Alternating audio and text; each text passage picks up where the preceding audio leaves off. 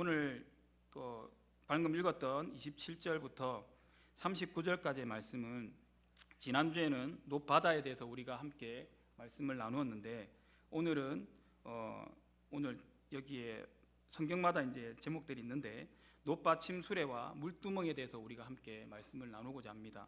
이것을 통해서 하나님 앞에 그리고 하나님 앞에 예배 드리러 나아가는 자가 어떻게 나가야 될지에 대해서 우리가 함께 묵상했으면 좋겠고, 그리고 두 번째로는 교회와 그리고 성도들의 삶이 공동체에게 주신 사명이 무엇인지 오늘 이 본문을 통해서 말씀을 함께 나누고자 합니다. 먼저 우리 그림 한번 보여주시겠습니까? 이게 높받침 수레와 물두멍입니다. 그런데 여기에 보니까 이제 좀 듬성듬성한 이제 공간이 보이는데 오늘 말씀해 보니까 노수레 받침이랑 받침 수레랑 그리고 물두멍 이제 지름이랑 거의 같습니다. 그래서 어떻게 보면 물두멍을 높받침 수레에 이제 놓게 되면 딱 어떻게 보면 아구가 맞는 그런 이제 직경이 되거든요. 그래서 가장 비슷한 것을 이제 찾아서 했긴 했는데 그림이다 보니까 중구난방입니다. 뭐 이것도 있고 저것도 있는데 가장 이제 좀 흡사한 것들인데, 근데 여기 물두멍 같은 경우에는 좀 더 이제 이것보다 좀 크다고 생각하시면 되겠습니다. 지난주에 이제 높바다에 대해서 우리가 함께 목사님 통해서 말씀을 나누지 않습니까?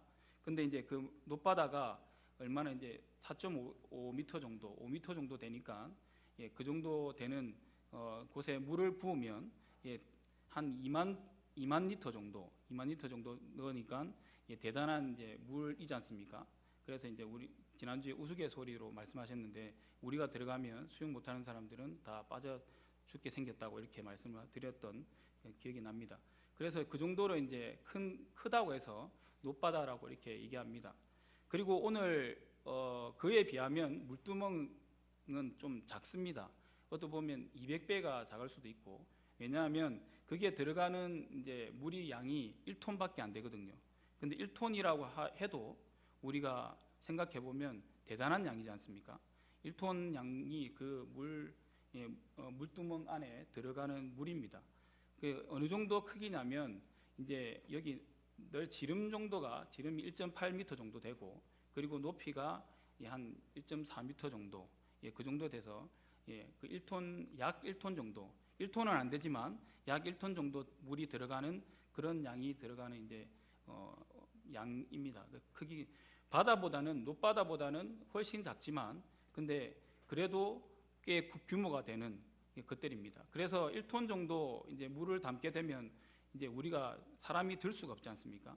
그러다 보니까 그 밑에다가 높받침 수레를 만들어서 이게 이동을 해야 하기 때문에 이제 이동하는 또 수단으로 해야 하기 때문에 그러다 보니까 밑에 바퀴를 달아서 이렇게 수레처럼 여기에 말씀 보니까 병거처럼 바퀴를 달아서 이렇게 이동 수단으로 만들었던 것을 보게 됩니다. 지난주에 이제 높바다에 대해서 말씀 나누면서 높바다에 담겨져 있는 물을 어떻게 사용하느냐 우리가 들었습니다. 그거는 제사장이나 예배를 이제 집도하는 레위인들이나 제사장들이 하나님 앞에 이제 제사를 드리러 나갈 때 정결하게 몸을 씻기 위해서 그 물을 사용한다고 말씀을 드렸습니다. 얼마나 이제 제사가 많고 그리고 집도해야 될 이제 그런 횟수가 많으면 그런 양의 물이 있겠나라는 생각도 듭니다. 그에 비하면 오늘 물두멍에 있는 물은 어디에 쓰냐면 쓰는 목적이 제사장들이 쓰는 게 아니라 하나님 앞에 바쳐지는 제물이 있지 않습니까? 각자가 그것들 제물을 가지고 오는 백성들이 있을 것입니다. 그 백성들이 가져오는 제물들이 있는데 그 제물들을 각을 뜨고 그리고 이제 잡았을 때에 피가 이제 나고 이렇게 하지 않습니까? 그럴 때 그 제물을 씻기 위해서 사용하는 물이 물두멍에 있는 물이었습니다. 그리고 주로는 이제 제물에 씻기 위해서 사용하는 물이 물두멍에 있는 물이었고, 그리고 그 외에 또 사용했던 것이 우리가 제물을 잡다 보면 짐승을 잡다 보면 피가 튀지 않습니까? 그렇기 때문에 성전에 튈 수도 있고, 그래서 그것을 닦기 위해서 그 물두멍에 있는 물들을 사용하기도 했습니다. 그리고 주로는 이제 제물을 사용하지만 제물 씻는 데 사용하지만 그리고 또 사용했던 것이 이제 그 제물을 드리는 사람, 이 예물을 가지고 나온 사람이 이제 씻기 위해서 이 물두멍에 있는 물들을 사용했던 것을 보게 됩니다. 예, 우리 바다는 제사장과 이제 집도하는 사람들이 이렇게 정결하게 씻는 걸 사용했다면, 이제 물두멍은 그 예물을 가지고 나오고 그리고 예배 드리는 사람들이 이제 그리고 제물이 씻김 받는 그런 용도로 사용했던 것을 보게 됩니다. 그래 어쨌든 간에 이 위치를 보면 어디에 있었냐면, 이제 성전을 들어가는 입구가 있지 않습니까? 우리가 조금 지났지만 여기 7장에 보면 21절과 22절에 보면 21절에 보면 기둥을 세워놨는데 야긴과 보아스라는 기둥을 세워놨습니다. 이게 입구인데 입구 양옆에 이게 어떻게 보면 북쪽과 남쪽이라고 볼 수 있는데 이 기둥 한쪽은 북쪽이고 한쪽은 이제 서쪽이고 동쪽인데 이 양쪽으로 이제 이걸 세워놨습니다. 그래서 이 물두멍이 위치한 곳이 어디냐면 이게 기둥을 중심으로 해서 오른쪽 왼쪽 이렇게 5개씩 이렇게 위치해 있었고, 그리고 이제 바다는 어디 있었냐면 동남쪽에, 오른쪽 동남쪽에 이렇게 위치했던 것을 보게 됩니다. 이것들을 볼 때에 이제 성전에 들어갈 때 물두멍이 있었고 놋바다가 있었지 않습니까? 성전에 들어가기 위해서는 반드시 여기를 거쳐서 들어갔던 것을 보게 됩니다. 우리가 예배 드리는 자들이 어떻게 나가야 될지, 하나님 앞에 어떻게 나가야 될지에 대해서 이 물두멍과 바다를 통해서 우리가 알 수 있는데, 어떻게 나가냐면 하나님 앞에 우리가 거룩한 것 같고 그리고 죄가 없는 것 같고 흠이 없는 것 같이 오늘도 잘 살아냈다고 생각하지만 로마서 3장 10절에 보면 우리를 향해서 뭐라고 하시냐면 기록된 바 의인은 없나니 하나도 없다고 이렇게 말씀하십니다. 하나님 앞에서 모두가 죄인이라는 것이죠. 그래서 하나님 앞에 나갈 때 이게 성전으로 들어갈 때 제사장이나 막론하고 모든 제물까지도 그렇게 다 씻김 받았던 것처럼 우리도 하나님 앞에 나갈 때 이렇게 정결하고 깨끗하게 씻어야 된다는 것을 우리에게 말씀해 주십니다. 오늘 여러분들 예배 자리로 나오셔서 하나님 앞에 어떻게 정결하고 씻음 받으시고 예배를 드리고 계십니까? 앞으로 우리가 예배를 어떻게 해야 될지 말씀해 주시는데, 히브리서 9장 22절에 보면 우리가 이렇게 얘기합니다. 하나님 앞에 나아가는 자들에 대해서 율법을 따라 거의 모든 물건이 피로써 정결하게 되나니 피 흘림이 없은즉 사함이 없다고 이렇게 얘기하십니다. 우리가 하나님 앞에 나아가는 자들, 하나님과 교통하기 위해서는 우리가 예수 그리스도의 피, 예수 이름으로 날마다 씻김 받고 그리고 하나님 앞에 나와서 나가기 전에 회개의 그 고백과 그리고 기도가 필요한 것을 우리에게 말씀해 주십니다. 그만큼 하나님 앞에 나가는 것이 그냥 나가는 것이 아니고, 그냥 나왔다고 해서 우리가 예배자가 되는 것이 아니고, 이때 당시 때는 이렇게 제사장이나 그리고 피나 예배 드리는 자들이나 그리고 제물이 씻김 받지 않으면, 씻음 받지 않고 드리게 되면 그 드리는 자도 죽게 되고 하나님께서 그 제물을 받지 않는다고 분명히 말씀하고 계십니다.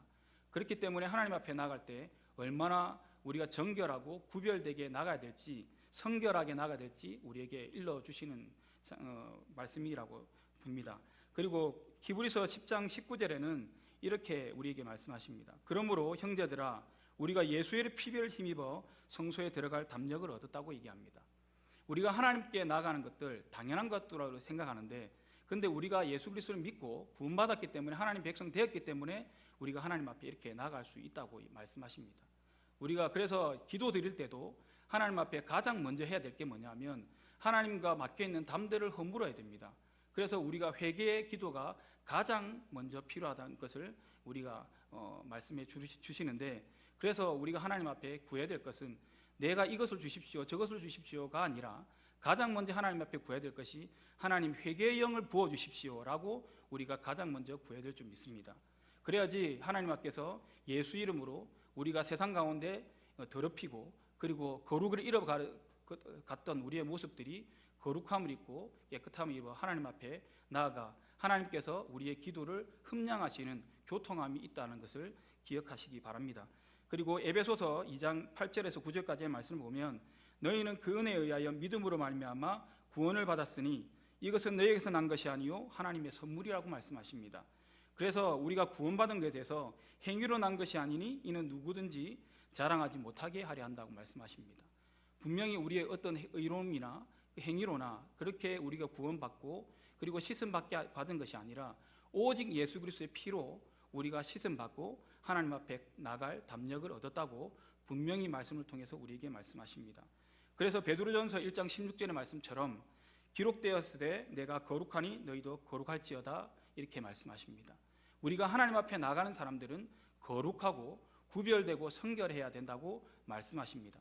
그래서 그냥 물을 떠났고 그냥 막 이게 물을 뿌리는 것이 아니라 자기의 죄를 이것을 통하여서 하나님 앞에 날마다 씻는다는 겁니다. 씻고 그리고 여기에 출애굽기 38장 8절에 보면 이 말씀이 있거든요. 이것은 찾아서 한번 같이 읽어봤으면 좋겠습니다. 출애굽기 38장 8절.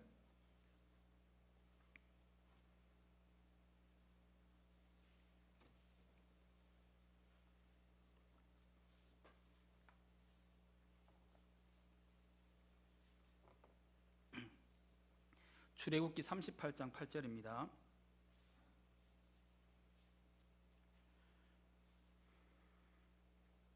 다 찾으셨죠? 예, 출애굽기 38장 8절 다 같이 읽겠습니다. 시작. 그가 노수로 물두멍을 만들고 그 받침도 노수로 하였으니 곧 회막문에서 수종드는 여인들의 거울로 만들었더라. 아멘. 예, 지금은 그렇게 만든 게 아닙니다. 노수를 부어서 이렇게 만들어낸 것이지만 예전에 이스라엘 백성들이 출애굽해서 광야에서 성막 생활을 했지 않습니까? 그랬을 때에 그 성막을 지어서 하나님 앞에 제사를 드리고 예배를 드렸습니다. 그때는 이 물두멍을 어떻게 만들었냐면 여기에 보니까 그 회막 안에서 수종드는 여인들이 있었다고 얘기합니다. 그런데 그 여인들이 거울로 사용하고 외모를 볼 때 사용하던 그 거울이 있었습니다. 그게 이제 놋 재질인데 그 놋을 그 거울들을 모두 걷어가지고 자기들이 이제 외모를 보고 그리고 단장하는 데 쓰던 그 거울들을 다 모아가지고 녹여가지고 물두멍을 만들었다고 얘기하는 것을 보게 됩니다. 이것을 통해서 우리가 하나님 앞에 나갈 때 어떤 마음으로 어떤 모습으로 나가야 될지 또 분명히 얘기하시는데 우리가 겉사람을 단장하고 치장하는데 어떻게 보면 예전의 삶은 그 이전의 삶은 하나님 앞에 나가기 전에 이전의 삶이 겉사람을 치장하고 단장하던 우리의 삶이었다면 이제는 그것을 내려놓고 하나님 앞에 드림으로 이제는 겉치장이 아니라 속사람을 단장하고 갖고 가서 변화되어지는 성화의 삶으로 나가야 된다고 우리에게 말씀하시는 것을 보게 됩니다.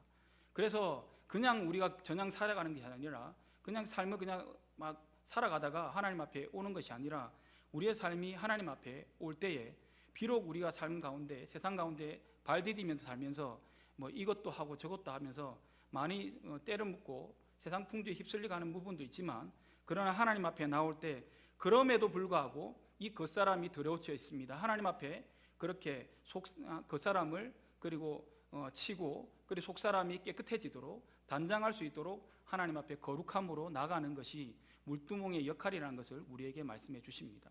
그래서 이 물두멍에 물들이 얼마나 노시니까 반짝반짝하지 않겠습니까? 그리고 물을 들여다봤을 때 물이 엄청나게 깨끗하고 그리고 자신의 모습을 들여다볼 수 있는 만큼 그렇게 깨끗하다 보니까 그런 말들도 있습니다. 제사장들이 거울이 없지만 그는 물두멍을 들여다보면서 자기의 모습, 흠 있는지 어디가 때가 묻어 있지 않는지 그것들을 살피는 도구로도 사용했다고 그렇게 말하고 있습니다. 그 정도로 우리가 하나님 앞에 나갈 때 그냥 나가는 것이 아니라 다시 한번 내 매무새를 좀 단장을 하고 그리고 하나님 앞에 나가는 우리의 심령이나 우리의 생각이 어떤 상태인지 점검하고 하나님 앞에 씻음받아 거룩한 백성으로 하나님 앞에 나아가야 된다고 우리에게 말씀해 주고 계십니다. 예배는 그냥 예배 드리는 것이 아니라 그냥 와서 발걸음만 하는 것이 아니라 우리의 삶을 들여서 하나님 앞에 드리는 단장하면서 우리가 힘써서 하나님 앞에 나아가는 것이 예배라고 말씀해 주고 계십니다. 그냥 예배자가 되는 것이 아니라 이렇게 하나님 앞에서 우리가 거룩함을 잊기 위하여 하나님 앞에 나아가 우리의 죄도 인정하고 나의 모습을 인정하고 나의 연약함을 인정함으로 하나님 앞에 거룩함을 잊고 그리고 하나님으로 그 거룩함이 우리 가운데 단장되어서 하나님 앞에 나아가서 하나님의 백성답게 하나님과 교통하고 또 주시는 은혜들을 누리는 것이 예배자의 삶이라고 우리에게 말씀해 주십니다.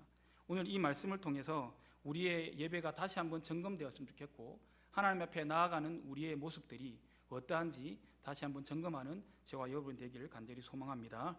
두 번째로는 아까 두 번째로 말씀드렸던 것은 교회와 성도들의 삶이 그리고 공동체에게 주신 사명이 무엇인지 우리가 들여다보자고 말씀드렸는데, 여기에 보니까 29절에 보니까 이 받침 수레를 만들 때에 정교하게 사자와 그리고 소와 그룹들을 새겨 넣는 것을 보게 됩니다. 그리고 나서 사자와 소 아래에는 화 모양을 이렇게 새겨 넣고, 그리고 여기 보면 36절에 보니까 또 이제 버팀목이나 이런 것들에게 어떻게 보면 잘 보이지 않는 곳입니다. 사람들이 유심히 보는 곳도 아니고 가까이 가서 봐야지 이제 뭐가 새겨졌는지 알고, 그리고 뭐가 새겨졌구나라고 알 수 있는 건데, 사람들이 이 기능만 어떻게 보면 사용하지 이런 것들을 다 보지는 않지 않습니까? 그렇지만 이 기구들을 만들어내는 히람이라는 사람은 이런 것까지도 정교하게 만들어내고 섬세하게 이것들을 만들었던 것을 보게 됩니다. 그리고 이것들을 그냥 만들어낸 것이 아니라 37절에 보니까 10개를 만들었는데 이렇게 말씀하고 있습니다. 이와 같이 받침술에 10개를 만들었는데 그 부어 만든 법과 크기와 양식을 다 동일하게 만들었다고 말씀하시는 것을 보게 됩니다. 동일하게 만든, 우리가 사람이 오차가 있지 않습니까? 그럼에도 불구하고 이것을 얼마나 신경 쓰고 세심하게 만들었는지 동일하게 10개를 똑같이 만들어냈다고 얘기합니다. 한 개도 만들어내기 참 힘들 터인데 10개를 동일한 방식과 크기와 양식대로 그렇게 동일하게 찍어낸 듯이 만들어냈다고 얘기합니다. 이것은 어떻게 틀에 찍어내는 것이 아니라 자기가 새기고 이렇게 해야 되는 부분들이 있습니다. 그리고 어떻게 보면 타이밍이나 이런 것들을 맞추지 않으면 동일하게 정교하게 만들어낼 수가 없습니다. 그 정도로 집중을 하고 얼마나 신경을 써서 만들었는지 알 수가 있습니다. 그래서 우리에게 고린도후서 4장 16절의 말씀에 보면 우리를 향해서 뭐라고 하시냐면, 그러므로 우리가 낙심하지 아니하노니 뭐라고 말씀하시면, 고린도전서 4장 2절의 말씀을 보면 이렇게 우리에게 말씀하십니다. 맡은 자들에게 구할 것은 충성이라고 이렇게 말씀하신 것을 보게 됩니다. 하나님에 대한 충성, 내가 하나님께 헌신하겠습니다, 충성하겠습니다 라고 우리가 사명을 감당하는데, 이 충성이라는 것은 뭐냐 하면 오늘 히람이 담당했던 것처럼 동일하고 한 개를 만들었을 때 그 마음과 10번째 만들었던 그 받침 수레를 만드는 마음과 동일하게 만들어내는 것이 하나님을 향한 충성된 사명자의 모습이라고 우리에게 말씀하십니다. 참 힘들겠지요. 첫 번째 만들 때는 어떻게든 만들어냅니다, 집중해서. 그런데 9개가 남았습니다. 여러분들 같으면 어떻겠습니까?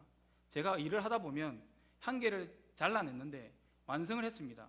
그런데 10몇 개가 남아 있습니다. 까마득하고 한숨이 나오더라고요. 그런데 이제 하다 보면 어떤 마음으로 다시 시작하냐면, 그래, 한 개 하다 보면 나중에 한 개 남고 그래 다 하겠지 라는 마음으로 하다 보면 한 개 하면 이제 10몇 개가 남았다, 그리고 9개가 남았다, 2개가 남았다, 1개가 남았다 라는 마음이 들더라고요. 우리가 이런 마음들로 하나님의 일을 하지 않으면 불평도 일어나게 되고, 우리의 마음이 변질되어 가지고 하나님 앞에 처음 먹었던 마음들이 끝에 가면 다른 마음으로 변해 있는 모습들을 보게 된다는 겁니다. 처음에는 이렇게 만들려고 했는데, 처음에는 만들어냈습니다, 찍어냈습니다. 그런데 점점 가다가 내 마음이 약해지고 그리고 시들해져서 나중에는 이 모습이 처음과 달라서 처음 것과 마지막 것이 달라지는 모습들을 보게 된다는 것이죠. 그래서 히람이 그럼에도 불구하고, 그런데 첫 번째 것이나 마지막의 것이나 동일하게 똑같이 그렇게 섬세하게 만들어냈던 히람의 모습들처럼 우리도 하나님 앞에 사명을 감당할 때에, 하나님 충성된 종으로 감당할 때에 이 동일한 모습들로 감당할 수 있도록 하나님 앞에 그 마음가짐을 날마다 점검하시고 새기시는 저와 여러분이 되기를 간절히 소망합니다. 그리고 여기에 보면 39절의 말씀을 보면 이렇게 말씀을 합니다. 39절을 같이 한번 읽어봤으면 좋겠습니다. 시작. 그 받침 수레 5은 성전 오른쪽에 두었고 5은 성전 왼쪽에 두었고 성전 오른쪽 동남쪽에는 그 바다를 두었더라. 아멘. 이 말씀이 왜 중요하냐면 그냥 놓아진 게 아니라 어떻게 보면 성경을 토대로 해서 기록된 말씀을 토대로 그렇게 지어졌던 것을 보게 됩니다. 여기 보니까 아까도 설명해 드렸지만 앞서 5은 수레를 만들어서 물두멍은 한쪽에 오른쪽에 두었고 5개는 왼쪽에 두었다고 말씀드렸습니다. 그리고 여기 놋바다가 있는데 놋바다는 오른쪽에 보면 동남쪽에 놋바다를 이게 두었다고 얘기하는 것을 보게 됩니다. 이것은 어디에서 이제 온 것이냐면 에스겔 47장에 보면 하나님께서 이스라엘 백성들을 회복시켜 주는 장면이 나오거든요. 물이 말라 있고 그리고 사해를 보여주시면서 너희들의 심령이 말라 있고 그리고 시내를 보여주면서 모두 말라 있는 것을 보면서 하나님께서 성전으로부터 물들이 이제 다 막히고 메말라가는 모습들을 보여주시면서 하나님께로부터 오는 은혜가 말라 있다. 너희들의 죄악 때문에 하나님께서 떠나셨다라는 것을 이스라엘 백성들에게 보여주셨습니다. 그런데 회복시켜주는 장면을 또 보여주시는데 그것이 어디로부터 어떤 장면을 보여주시냐면 성전으로부터 물이 흘러나오기 시작합니다. 그런데 그 성전이 흐르기 시작하는데 곱게 흐르는 것이 아니라 동남쪽으로 흘러서 사해 바다에 이르기까지 그렇게 물이 성전에서부터 나오는 물들이 거기까지 차오르는 것을 보여주시는 것을 보게 됩니다. 그래서 메말라 있던 시내들은 다시 고기들이 뛰놀고 그리고 사해라는 것은 우리가 알듯이 사람이 먹을 수도 없고 그리고 사람들이 어떻게 사용할 수 있는 바다가 아니지 않습니까? 그런 이제 강입니다. 그런데 하나님께서 성전을 통해서 흐른 물이 사해까지 이르러서 그 사해 물이 이제 죽은 물에서 살아나는 물로 생명을 얻게 하는 물로 그래서 그 사해에 아무것도 살 수 없는 물이었지만 강이었지만 하나님께서 물고기가 뛰놀고 생명이 살아나는 그런 강으로 만들겠다고 말씀하시는 것이 에스겔서 47장의 말씀입니다. 그런 것처럼 우리도 마찬가지로 교회로부터 흘러나오는 하나님의 은혜가 세상을 향해서 우리를 통해서 흘러가는 사명을 우리에게 주셨다는 겁니다. 예수 그리스도를 통해서 우리를 먼저 구원하셨고 그리고 그 생명을 받은 우리가 세상에 나가서 하나님께서 주시는 그 흐르는 강물처럼 생명의 강처럼 우리가 세상 가운데 그렇게 사용되어서 영혼을 살리고 영혼을 구원하는 일에 우리가 사용돼야 된다라고 말씀하시는 것이 오늘 말씀이십니다. 오늘 이 말씀을 놋바다를 그냥 세워둔 것도 아니고 그리고 이 구조를 그리고 위치를 그냥 세워주신 게 아니라 이 하나님께서 이 성전을 통해서 우리가 죽어있던 메말라있던 우리의 심령을 하나님 앞에 나와오는 우리가 하나님부터 다시 한번 새 생명을 얻고 살아나는 역사들을 보게 하시기 위해서 이런 것들을 의미 있게 우리에게 말씀해 주셨습니다.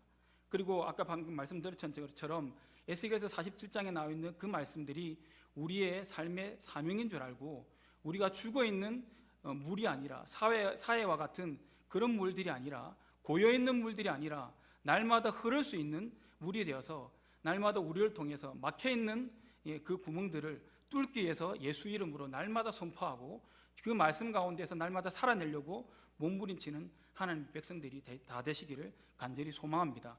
그래서 우리 성전으로부터 주님께서 주신 그 은혜가 우리를 통해서 막히지 아니하고 다른 어떤 영혼들에게 흘러가서 그 영혼들도 살아나 하나님의 백성 되어지는 그러한 통로가 되어지는 저와 여러분이 되어서 하나님 앞에 귀하게 쓰임받는 이 성전의 기구들처럼 우리도 그렇게 쓰임받는 하나님의 백성들 되시기를 간절히 소망합니다. 기도하시겠습니다.